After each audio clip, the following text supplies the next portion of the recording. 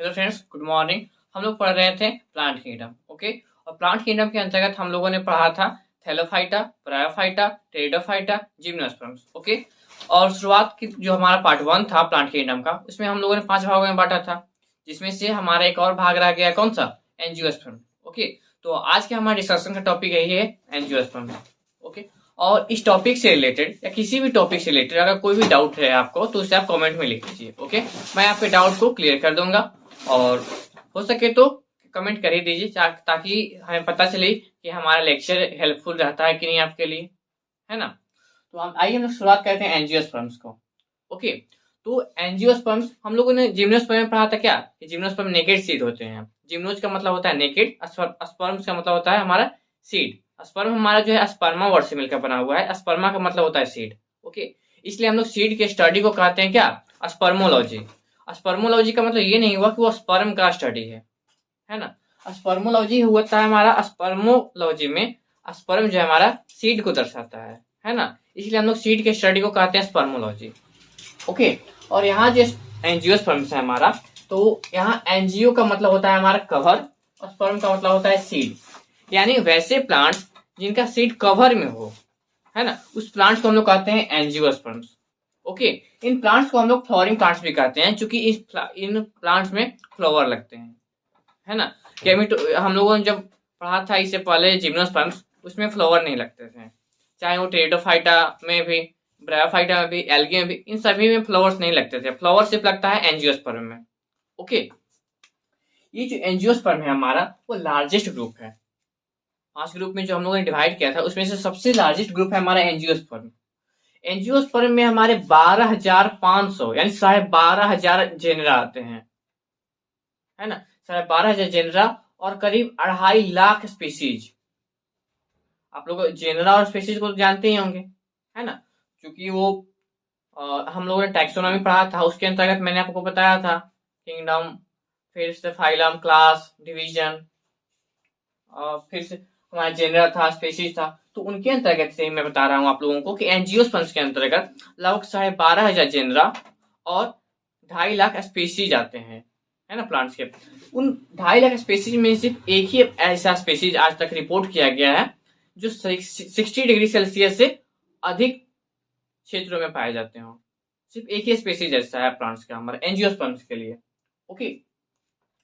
तो अगर एंजियोस्पर्म्स में और अगर बात की जाए, तो देखिए होता क्या है। ये मान लीजिए अगर एक ये ओवरी है, ठीक है, और इस ओवरी के अंदर हमारा ओव्यूल है ना। तो ये ओव्यूल क्या करेगा, ये ओव्यूल डेवलप होकर सीड का निर्माण करेगा, है ना। और ये जो ओवरी है हमारा, ये डेवलप होकर हमारा फ्रूट का निर्माण करता है। जो हम लोग जिम्नोस्पर्म्स में पढ़ेंगे थे, उसमें हमारा ओव्यूल तो सीड का निर्माण कर रहा था, लेकिन ओवरी वॉल जो था वो डिस्ट्रॉय हो जा रहा था। लेकिन इसमें जो ओवरी है हमारा, वो डेवलप होता है, और ओवरी यहाँ पे डेवलप होकर के निर्माण करता है हिस्सा फ्रूट का, है ना। तो इसका मतलब क्या हुआ कि जितने भी हमारे फ्रूट्स होते हैं, वो सभी एंजियोस्पर्म्स में ही आते हैं, है ना। उनका प्लांट किस में आता है, एंजियोस्पर्म्स में।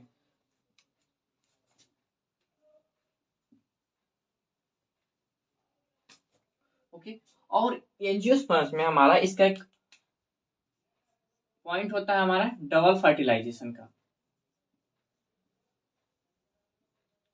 डबल फर्टिलाइजेशन की क्रिया जो होती है हमारा, सिर्फ और सिर्फ एंजियोस्पर्म्स में ही होती है। ओके। डबल डबल फर्टिलाइजेशन जहां भी होगा, इसका मतलब है वो कौन सा प्लांट है, एंजियोस्पर्म में, बोले ना। ओके। और अगर इसके हैबिटेट की बात की जाए, इनके निवास स्थान की कहाँ पाए जाते हैं, तो ये पौधे स्थल पर भी पाए जाते हैं और जल के अंदर भी पाए जाते हैं। ज्यादातर इसके स्थल पर ही पाए जाते हैं, भूमि पर ही पाए जाते हैं, लेकिन कुछ ही ऐसे पौधे हैं, मतलब कुछ ही ऐसे जीनस हैं जो कि हमारे वाटर के अंदर पाए जाते हैं, है ना। तो यहाँ पे हम लोगों ने देखा हैबिटेट को। अब हम लोग देखते हैं इकोनॉमिक इंपॉर्टेंस को। एंजियोस्पर्म्स का कुछ इकोनॉमिक इंपॉर्टेंस भी है। ओके। इसके फ्लावर से हमारा मेडिसिन बनता है ना। इसमें फ्रूट लगता है, फ्रूट को हम लोग खाते हैं। ओके। तो खाने के रूप में और मेडिसिन के रूप में इनका यूज किया जाता है ना। कुछ प्लांट से इसका लेप बनाया जाता है, जैसे जड़ी बूटी वगैरह। ओके। तो ये है हमारे इकोनॉमिक इंपॉर्टेंस। और अगर बात की जाए लार्जेस्ट एंजियोस्पर्म्स की, तो लार्जेस्ट एंजियोस्पर्म आता है हमारा eucalyptus. Okay, eucalyptus largest angiosperm है, जबकि स्मॉलेस्ट एंजियोस्पर्म कहलाता है हमारा ओल्फिया। ओके, स्मॉलेस्ट एंजियोस्पर्म कौन कहलाता है? ओल्फिया। यहाँ पे ध्यान दीजिएगा, यहाँ पे लार्जेस्ट एंजियोस्पर्म है। अगर लार्जेस्ट फ्लावर रहेगा तो लार्जेस्ट फ्लावर में आता है हमारा रेफ्लेसिया, लेकिन लार्जेस्ट एंजियोस्पर्म है तो यहाँ पे आएगा हमारा क्या? यूकेलिप्टस। ओके, उजाले का पौधा भी हम लोग इसी को कहते हैं, यूकेलिप्टस को। ओके, इसमें फ्लावर रहेगा। एंजियोस्पर्म्स के अंतर्गत जितने भी प्लांट्स आएंगे हमारे, उनमें फ्लावर लगेगा ही लगेगा और डबल फर्टिलाइजेशन होगा। ओके, अब चूंकि इसमें फ्लावर लग रहा है तो हम लोग जानते हैं पार्ट्स ऑफ फ्लावर। और एक और बात, ये जो हमारा एंजियोस्पर्म है, ओके, यहाँ पे हमें काफी शॉर्ट में पढ़ना है प्लांट किंगडम के अंतर्गत, जो यहाँ पे टॉपिक है। हमें इसे सबसे अधिक पढ़ना है जिसे हमारा मॉर्फोलॉजी है, कि एंजियोस्पर्म्स का ही पार्ट है हमारा। ओके, हमारे और 12th में कुछ पार्ट है, वो सभी एंजियोस्पर्म्स में ही है, लेकिन यहाँ पे हमें काफी शॉर्ट में पढ़ना है इसे। ठीक है, तो हम लोग यहाँ पे जानते हैं पार्ट्स ऑफ फ्लावर को। फ्लावर मेनली 4 पार्ट्स में होता है हमारा, सेपल्स, पेटल्स, स्टैमेंस और कार्पेल्स। ये सेपल एक यूनिट है। ठीक है, कई सारे सेपल्स जब यूनाइट कर जाते हैं तो वो एक कैलिक्स का निर्माण करते हैं। ओके, यानी और पेटल्स कई सारे यूनाइट करेंगे तो निर्माण करेंगे किसका? कोरोला का। कई सारे स्टेमेंस जब यूनाइट करेंगे तो एंड्रोसियम का निर्माण करेंगे, कार्पेल्स गैनोसियम का। ओके, यानी कैलिक्स जो है हमारा, कैलिक्स का एक यूनिट क्या है हमारा? सेपल। कोरोला का यूनिट है हमारा पेटल। एंड्रोसियम का यूनिट है स्टेमेन। और गैनोसियम का हमारा यूनिट क्या है? कार्पेल्स। ये एंड्रोसियम जो है हमारा, ये मेल गैमेट है। Okay, sorry, male sex organ है हमारा। कौन? एंड्रोसियम। फीमेल सेक्स ऑर्गन हमारा कहलाता है कार्पेल्स। ये मेल सेक्स ऑर्गन और फीमेल सेक्स ऑर्गन एक फ्लावर पर भी हो सकते हैं या फिर 2 डिफरेंट फ्लावर्स पर हो सकते हैं। ओके, जरूरी नहीं कि हर फ्लावर में एंड्रोसियम होगा, हर फ्लावर में गैनोसियम होगा, है ना। कोई सिंगल हो सकता है, किसी में दोनों होगा।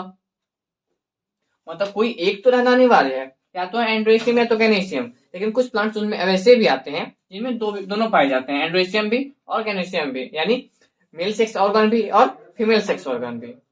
ओके, तो देखिए ये कैलिक्स क्या करता है कि मतलब बाहर से उसका सांचा रहता है। पेटल भी, कोरोला भी वही है बाहर से। ये सभी थैलेमस पर रहते हैं, है ना। ये सभी के सभी कहाँ रहते हैं? थैलेमस के ऊपर रहते हैं। अगर स्टेमेंस की बात की जाए तो एक स्टेमेन का देखिए फिगर,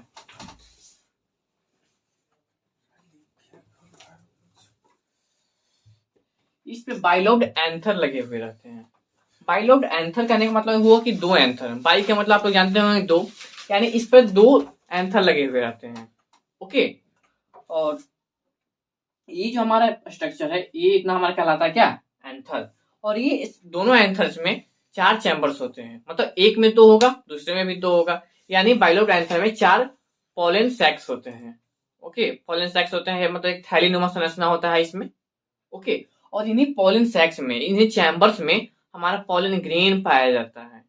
ओके, ये पॉलन सैक्स जब फटते हैं, ओके, जब वो कुछ डेवलप हो जाते हैं तो ये फट जाते हैं और पॉलन ग्रेन इसमें बाहर निकल आते हैं। ये पॉलन ग्रेन क्या है? एक गैमेटोफाइटिक, ये गैमेटोफाइट है।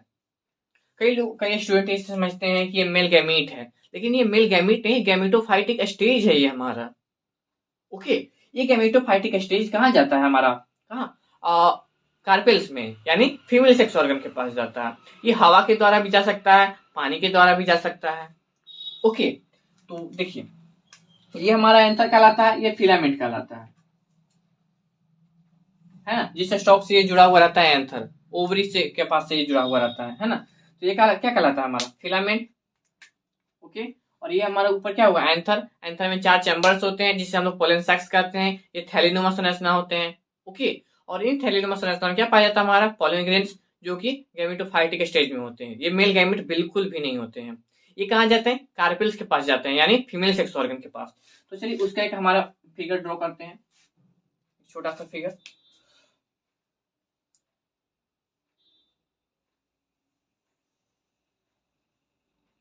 ये लगभग मानिए, ठीक है। फिगर थोड़ा उल्टा बन गया लेकिन कोई बात नहीं। ये हमारा ओवरी है यहाँ पे, इसे हम लोग कहते हैं, ये थोड़ा लंबा होता है ना। ये हम लोग कहलाता है स्टाइल। ठीक है, बीच वाला पोर्शन, ऊपर वाला पोर्शन कहलाता है हमारा स्टिग्मा, नीचे कहलाता है हमारा ओवरी।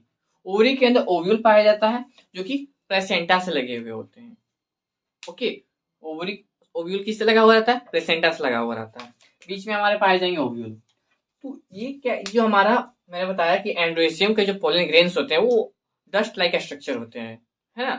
तो वो धीरे धीरे करके स्टिग्मा में आएंगे, हमारे स्टिग्मा में प्रवेश करेंगे, स्टाइल के द्वारा होते हुए हमारे कहाँ तक जाते हैं? ओव्यूल तक जाते हैं। वहां पर इसका फर्टिलाइजेशन होगा। ओके, उसके बाद ये जाइगोट का फॉर्म करेंगे, जाइगोट से एक एम्ब्रियो बनेगा, फिर से एक हमारे एंजियोस्पर्म प्लांट बन जाएगा। ओके, तो यही था हमारा लाइफ साइकिल एंजियोस्पर्म का। पहले क्या, मेल गैमीट अलग रहेंगे, जो हमारे पोलन ग्रेन्स है वो मेल गैमीट नहीं है, वो गैमेटोफाइटिक स्टेज है। फिर ये कहाँ जाएंगे? कार्पेल में जाएंगे, यानी फीमेल सेक्स ऑर्गन के पास जाएंगे। वहां पे स्टिग्मा के द्वारा होते हुए, स्टाइल से होते हुए कहाँ जाएंगे? ओव्यूल के पास जाएंगे। वहां पे इनका फर्टिलाइजेशन होगा, जिसके द्वारा जाइगोट का ये फॉर्म करेंगे, जाइगोट का निर्माण करेंगे। और उसके बाद ये जाइगोट और डेवलप होंगे तो एक एम्ब्रियो का निर्माण करेंगे, है ना। और ये एम्ब्रियो जब ग्रो करेगा, डेवलप करेगा, तो ये फिर पुनः एक एंजियोस्पर्म प्लांट का निर्माण करेगा। तो ये था हमारे क्या, लाइफ साइकिल एंजियोस्पर्म का। उसके बाद ये क्लास में बांटे जाते हैं, है ना। एंजियोस्पर्म्स को हम लोग दो क्लास में बांटते हैं, एक मोनोकोटाइलेडन और दूसरा डाइकोटाइलेडन। कोटाइलेडन का मतलब हुआ कि दो भागों में, ठीक है। अगर दो भागों में दो कोटाइलेडन है तो डाइकोटाइलेडन, एक कोटाइलेडन है तो सिंगल कोटाइलेडन यानी मोनोकोटाइलेडन। मोनो का मतलब ही होता है सिंगल, डाई का मतलब होता है दो, यानी जिसमें एक कोटाइलेडन हो मोनोकोटाइलेडन, जिसमें दो कोटाइलेडन हो वो डाइकोटाइलेडन। ओके, ये मोनोकोटाइलेडन के जो रूट्स होते हैं वो एडवेंटिशियस रूट्स होते हैं।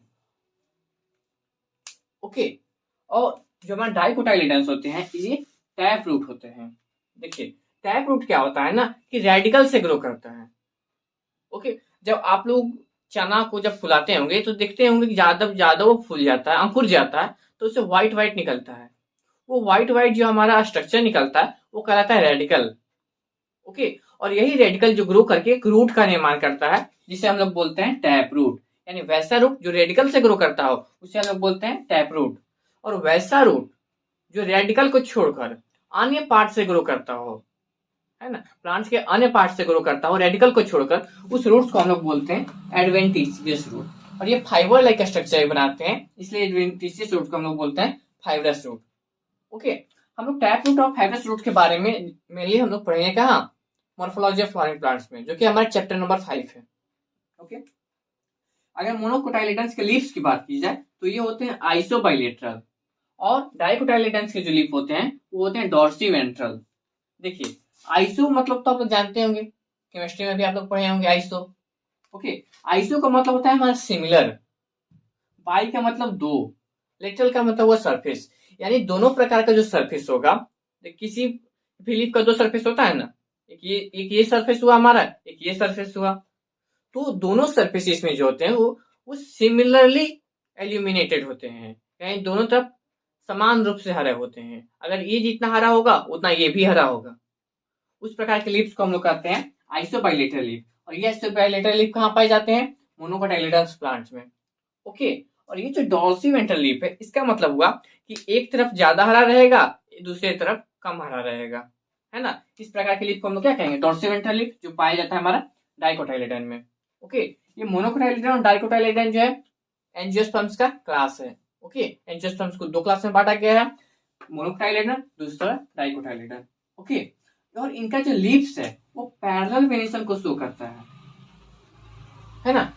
पैरेलल वेनेशन कहने का मतलब हुआ कि जो इसके मिडरीब से होते हुए, मिडरीब के आसपास से जो हमारे वेन्स निकलते हैं ना, वो पैरेलल होंगे, वो दूसरे को इंसेक्ट नहीं करेंगे, वो एक दूसरे के पैरेलल होंगे। ओके, उसे हम लोग क्या कहेंगे? Parallel venation.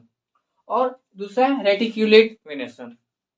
ओके, एक वेन से हमारा दूसरा वेन्स निकलेगा, उसके फिर वेनलेट्स निकलेंगे, यानी एक नेटवर्क लाइक स्ट्रक्चर का निर्माण करता है, इसीलिए हम लोग उसे बोलते हैं रेटिक्यूलेट वेनेशन। और हाँ, यहाँ पे मैंने बताया आइसोबाइलेटरल और डॉर्सीवेंट्रल लीफ, इनका सिर्फ ऐसा नहीं कि इल्यूमिनेट जो हमारा प्रकाशित है वही एक दूसरे के मतलब इन पर डिपेंड करेगा, इनका स्ट्रक्चर भी डिफरेंट हो जाता है। जैसे इस तरफ ज्यादा हरा है, इस तरफ कम हरा है, मान लीजिए, तो इसका स्ट्रक्चर भी अलग रहेगा और इसका स्ट्रक्चर, दोनों का स्ट्रक्चर भी अलग अलग रहता है। अगर सेम है तो दोनों का सेम रहेगा, अलग है तो दोनों का अलग अलग रहेगा। ओके, स्ट्रक्चर भी। फिर हमारा फ्लावर्स आर ट्राइमेरस। मैंने यहाँ पे आप लोगों को बताया सेपल्स के बारे में, पेटल्स के बारे में, स्टैमेन्स, कार्पेल्स।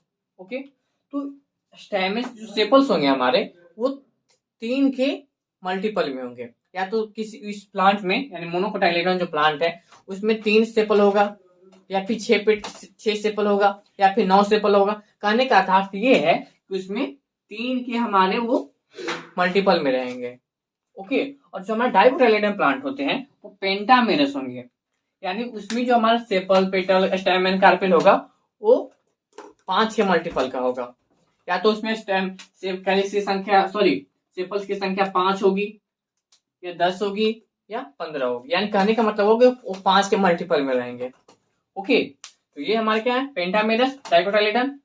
ट्राइमेरस है हमारे कौन से, मोनोकोटाइलेडोन। ओके, मोनोकोटाइलेडोन में मैंने पहले आपको बताया कि मोनो का मतलब होता है सिंगल, यानी इस प्लांट्स में हमारे सिंगल कोटाइलेडोन होंगे। डाइकोटाइलेडोन में ये हमारे डबल कोटाइलेडोन होंगे। ओके, हमारा मोनोकोटाइलेडोन से एग्जांपल्स में आते हैं हमारे ग्रासेस, जितने भी हमारे घास फूस है। ओके, पैडी, वेट, बनाना, ये सब किस में आते हैं, हमारे मोनोकोटाइलेडोन में। और डाइकोटाइलेडोन में हमारे आ जाएंगे फाइकस, यानी फाइकस एक बोटैनिकल नेम है किसका, बरगद का, आम का, पीपल का, है ना, नहीं सॉरी, पीपल, बरगद, इन दोनों का। आम में आम का ये पौधा जो हमारा लीफ होता है वो देखिएगा तो रेटिक्यूलेट होता है उसका स्ट्रक्चर, है ना, नेटवर्क लेकर स्ट्रक्चर बना हुआ रहेगा। वो डॉर्सी वेंट्रल उसके लीव्स रहेंगे, है ना, एक तरफ ज्यादा हरा रहेगा, दूसरी तरफ कम हरा रहेगा। ओके, गुआवा में आप लोग देखिएगा तो उसमें भी वही रहेगा। और एक बात, ये कैसे होंगे हमारे, सभी सभी फ्रूट के अंदर रहेंगे, इसके सीड्स फ्रूट के अंदर रहेंगे, जो कि किसी डेवलप होते हैं, ओवरी से डेवलप होते हैं, और ओव्यूल से कौन डेवलप होता है, सीड डेवलप होता है। तो यहाँ पे हमारा एंजियोस्पर्म समाप्त होता है। इसके आगे हम लोग पढ़ेंगे लाइफ साइकिल, जो कि हमारा फिर समाप्त हो जाएगा प्लांट किंगडम। ओके, तो ये सेकेंड लास्ट टॉपिक था हमारा प्लांट किंगडम का। इसके आगे हम लोग पढ़ेंगे लाइफ साइकिल को।